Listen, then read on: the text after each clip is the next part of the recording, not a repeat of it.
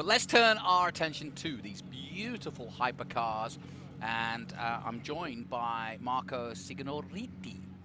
And I got it wrong. Signoretti. That's a good Italian name. Yeah. So you must be a racing driver. Well, I am, and I work with Multimatic, test and development driver as well, so I get to see the whole depth of it. How did you get into it? Started racing go-karts, and then, got hooked, raced for plenty of years, and finally got sponsored, and then got involved with this great Canadian engineering group, and we've gone from there. How do you like events like this? Because this is where somebody like you gets to play for real. Yeah, it's actually my first time to an event like this, first time to Velocity, and I'm actually overwhelmed. I flew in this morning, missed a flight. We had flight issues, actually, and I'm blown away. Walking in here, seeing cars that I've looked at, in magazines my whole life, it's incredible. Now, I'm going to give you my version, which is what the program tells us, which is highest performing, most technology. I used to have trump cards as a kid, and this is what we used to play, was hypercars, effectively, or trump cars for, what we would call exotic cars at the time. And it really was a case of who had the most horsepower, who had the highest speed in a straight line, and so on and so forth. But there is a serious side to hypercars, too. How would you describe what we're about to look at here on track? I would say... that's a tough one. When I think of hypercar, growing up, it'd be like 918 Spider, LaFerrari, P1, and I think it's just like the ultra exclusive, big money and big performance. Cars that aren't made to be mass-produced in any way, shape, or form, and where you basically say to the designer, have at it. Exactly. Like you see the right there, Senna rolling out on our incredible cars. And then, obviously, we're here with our Ford GT Mark IV. Yes, I want to hear much more about that. There it is in the pit lane in all its glory. Yeah, absolutely glorious. The Senna is a good example because Ayrton Senna did have a little bit of input on that car in terms of what he would envision as the ultimate car. And that's what we're really talking about, the ultimate sports car, right? Right. And like I said, a have at it attitude, which is not that money is no expense, but it's trying to define, refine, add to lessons learned in Formula One, in sports car racing, and then develop a road car that is turn the key, and off you go, but has a lot of the attributes that would give you the feeling, and you're a racing driver, of being behind the wheel of a racing driver, but it is obviously homologated for the road. Yep, and I think they got to scare you a bit. Yeah, that's actually a better way of putting it. And exactly that, scare you a little bit.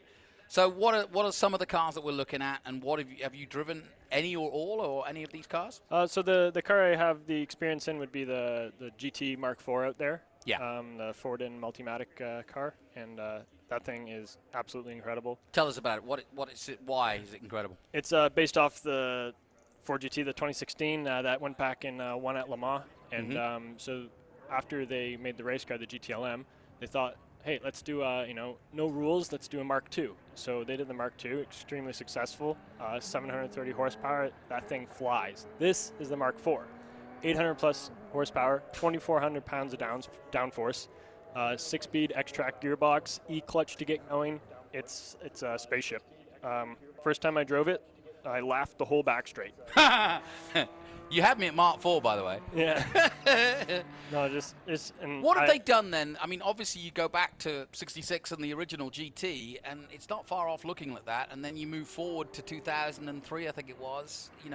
This iteration of Fords has always had a similar look, but everything has been slightly different. What to you stands out that is different to this one? I think, like, compared to the older cars, it's obviously more modern, and they've really focused on getting the surface area down, so it's a very slippery car. Almost too slippery with the GTLM, where they got BOP'd into the ground with no power because it was so efficient in a straight line. But again, this has, well, the GTLM, when it ended, had 480 horsepower, and this has 800 plus. So it's... But there comes a point, and maybe you can describe that, but once you get, I mean, I work in Trans Am, and once you get over 800 brake horsepower, you're getting to a point where the tires, the suspension and the wheel. I mean, you know, there's only so much you can put down to the ground before it actually becomes a handful and almost undrivable. Right. So where is that point? Or this obviously doesn't hit that point because it's designed so it doesn't. Yeah, I'd say it's a lot of our trick engineering between Ford and Multimatic. It's got DSSV spool valve Multimatic suspension, dynamic spool valve suspension, and we have carbon ceramic brakes, and like the downforce alone is huge. You're talking about a Trans Am car with 800 horsepower. This has 2,400 pounds. So can you of describe downforce. a little bit more? I'm sure there's a lot of people interested in the suspension. What can it do then that negates that wheel spin, that ability, that ability to keep the wheels to the ground and delivering the horsepower that you want? So Multimatic's known for its spool valve dampers. The beauty about this car is it actually runs ASV, so it's active suspension. And this car will in Formula One again.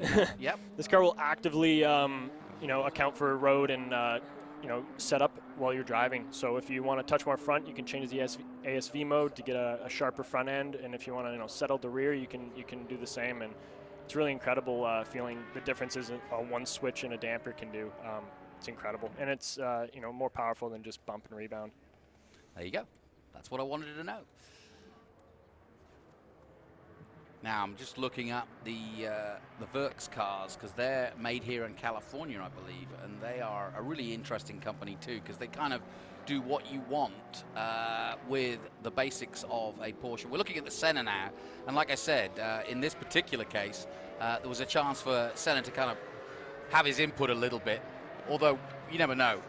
That's what we're told, but we never know whether that was the case. Yeah, I was looking for the Gunther Werks cars, the turbo program that they do with those Porsches, but we're looking at the Senna at the moment. And again, this is an unobtainium by simple reason that there weren't that many made. Yeah, and again, it's they take their top-of-the-line road car and they make it into a very trick race car, track car. Yeah. Yeah, they said that the difference between this particular car, it was targeting lap times opposed to outright speed. And the think was that McLaren were looking for a car that was a performance car because they are a Formula One team. And when they went into sports cars and building production cars, what they wanted to do was develop a car that, like you said, is going to scare you a little bit, but it is able to go on the road. Exactly. That's the point of it. And then right here we have the Zonda R. I think one of the best sounding cars out there. This thing's wild. What do you like about this? I love the colors first and foremost. Yeah, the black and the blue. Full carbon, just like the Mark IV. And I don't know, just look at the aero on that. It looks great. Sounds great. V12, naturally aspirated. So first and foremost, it is a complete carbon bodywork. So therefore, it's lightweight, and given the power that it's able to push to the floor and to the wheels, will give it an instant speed, won't it? Yes. And what about the cornering?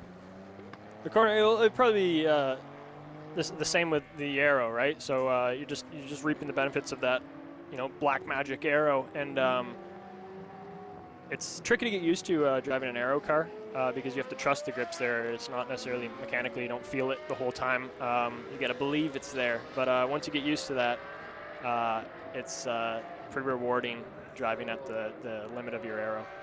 Yeah. It's a tough game. When we took, if you want to think about who goes down this road, McLaren, obviously, we just mentioned them, Ferrari and LaFerrari, and Porsche. Now, they're all production makers, but when you go down the hypercar route, you can go down a rabbit hole and never come back. I was looking at Gordon Murray's car, the new one he's developed.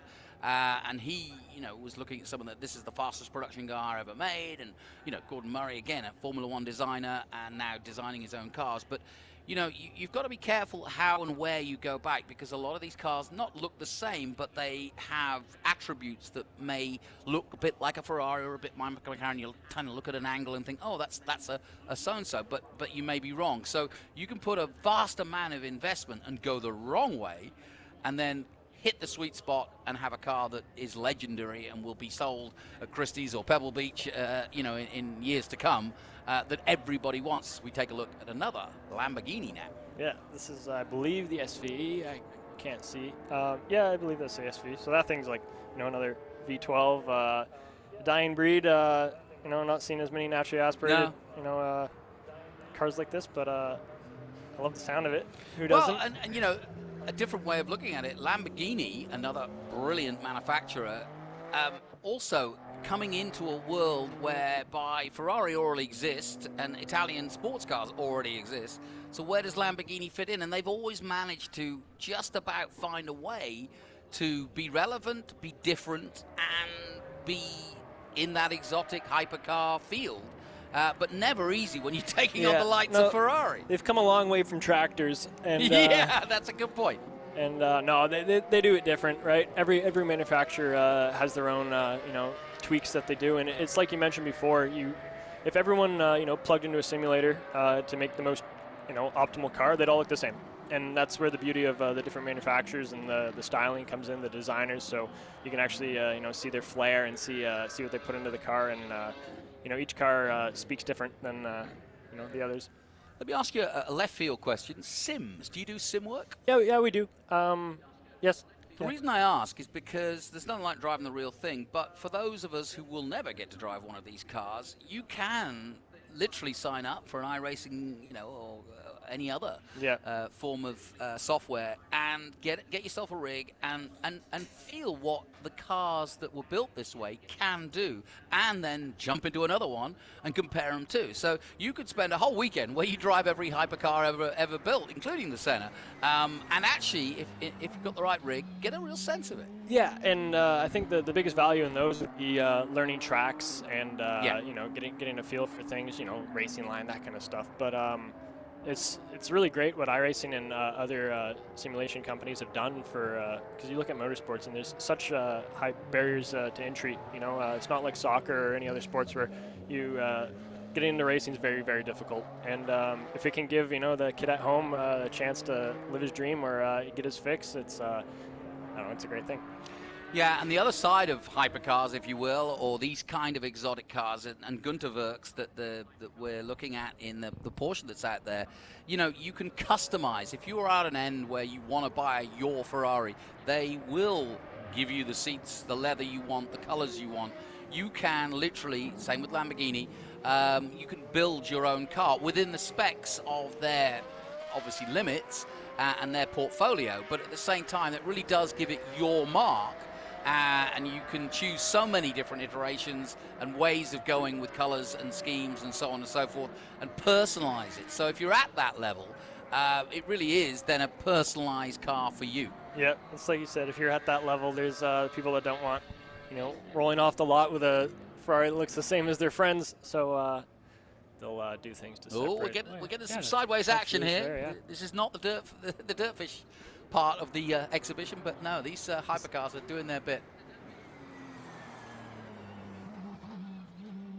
Yes, I once got an amazing opportunity, which was only given to Ferrari owners, of going to Mugello and spending 3 days with their hypercars, and also working with F3 drivers who would be in Alfa Romeo cars ahead of us with radio contact, and they would tell us exactly what to do. And of course, as an Italian heritage man, you'll get it. They would literally tell us as we were going through this very fast Mugello circuit, gas, and now brake, gas. It scared the hell out of me, because at one point I had a V12 Ferrari in my hands, and I really shouldn't have had. But it was a thrilling experience, and you do get, when you get on a racetrack, a sense of what these cars can do. And also, you're not frightened to bejeebers that you're on a road and that anything could happen anywhere. So you do feel a lot safer, and you're willing to push it a little bit more and learn what the car can do. Yeah, I don't know how these people would ever drive cars like this on the road. You can get into a lot of trouble. It's meant to be on a track. That's where it belongs. I tell you what I really instantly like about the way the back end of the Ford is kind of zipped back there, and then the airflow goes obviously automatically to that rear wing, right. But by design, obviously, but at the same time, it looks neat too. It looks as though it's almost two different cars. Yeah, no, it's the flying buttresses on the side there. It's iconic of the new gen Ford GT, and that's where the intercoolers are on the side, and I just think, it's adding, like, if you look at it from the top, it almost looks like a teardrop. It's a really neat look, and adding back to how slippery the car is. What's the plan for this car? The plan for this car is we're building 67 of them. Why 67? 1967 is when the Mark IV went out. There you go. And stupid. Build 67 of them, and this is the final generation of the Ford GT current car. Now, we've mentioned the 911, the remastered by Gunther Werks turbo program places most of its emphasis on the performance of the car, but also, again, like I was mentioning earlier, those little touches that make these particular cars unique in a world, in a sea of Porsches. These cars stand out, and you know, it's only when you really take a close look, you think, hang on a minute, I haven't seen that on a regular 911. I haven't seen those arches or whatever it might be. And bit by bit, you see how Gunther Werks works, as it were. Oh yeah, the attention to detail is very good. If you have a chance to look at it up close, I would definitely recommend that. Yeah, I've had a chance to, in the last couple of Velocities, to see these cars parked up, and it is actually when they're parked up that you get a real chance to see the idiosyncrasies and the special ways that you can see that it's handcrafted and really it's a work of art. That's as simple as it is. And you'll see them occasionally, you know, in your travels around, especially California, and then they do ping out. You're like, hang on a minute, that's not your regular RSR. Yeah. In Canada, I've never seen one. There you go. Yeah, the Strolls might have a couple, but you know, they're Ferrari people and Aston Martin people, of course. Now, about the only person I can see putting on an event in Canada like this would be Lawrence Stroll. Yeah, they actually have a Drive Fest, I believe is what it's called at Moseport. They kind of run a hill climb in reverse from turn 5 to start finish, and they get a cool lot of whatever cars we have up there. So it's pretty nice.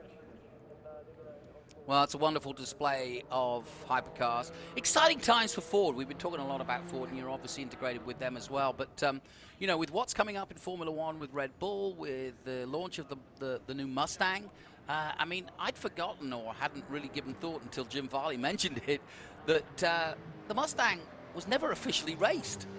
It was in Trans Am, of course, but it was never a factory car, race car. Yeah, like there's the GT4 cars which have existed, but you might have heard, way back in 2016 when they wanted to go back and try and win at Le Mans, the goal was, they originally looked at trying to use a Mustang, and they ruled it off, and that's when the GT was, came back. And just too much to work around the original, well, not original, but you know, the Mustang build.